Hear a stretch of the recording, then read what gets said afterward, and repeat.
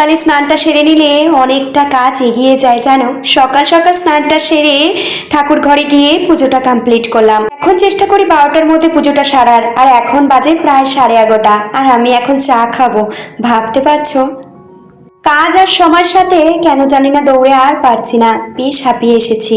ওদিকে চাটা খেয়ে মা কিছু ছোট মাছ বাবা নিয়ে এসছে বাজার থেকে, সেগুলো একটু কুটে দিল। আর এদিকে কিছু ভেতর শাক এনেছে, দুজনে মিলে বেছে নিয়ে কিচেনে এসে আজকে রুই মাছ রান্না করব। এদিকে ভাতটাও বসিয়ে দিয়েছি, মাছগুলো নুন হলুদ মাখিয়ে মাছগুলো একটু ভেজে নিচ্ছি। ওদিকে ফুলকপি আলু দিয়ে আর রুই মাছ দিয়ে রান্না করব।